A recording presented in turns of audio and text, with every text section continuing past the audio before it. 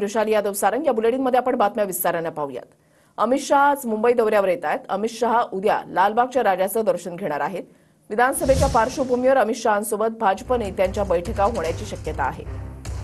कृष्णा सोनारवाडकर आमचे प्रतिनिधी आमच्या सोबत आहेत। कृष्णा, अमित शहा आज मुंबईमध्ये किती वाजता येतील? आजचा त्यांचा कार्यक्रम नेमका कसा असेल?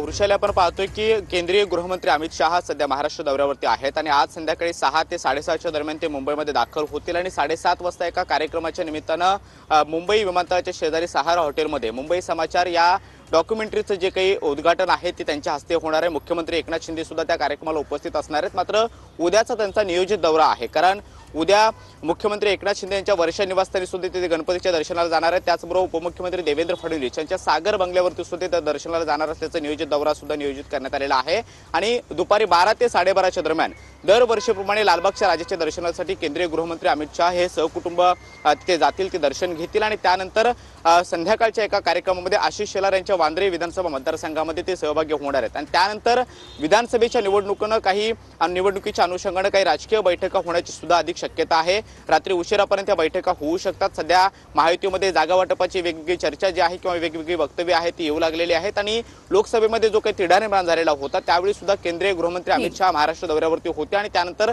सातत्याने अनेक बैठका त्यांच्यासोबत झालेल्या होत्या। त्यामुळे विधानसभेच्या पार्श्वभूमीवरती सुद्धा जागा वाटप आणि राज्यातल्या इतर मुद्द्यांच्या अनुषंगाने त्यांच्यासोबत बैठक होण्याची शक्यता आहे। मात्र उद्या लालबागच्या राजाचं दर्शन हे महत्त्वाचं असणार आहे आणि त्याचबरोबर मुख्यमंत्री उपमुख्यमंत्री यांच्या घरी सुद्धा ते दर्शनाला जाणार आहेत। नक्कीच, धन्यवाद कृष्णा दिलेल्या सविस्तर माहितीसाठी।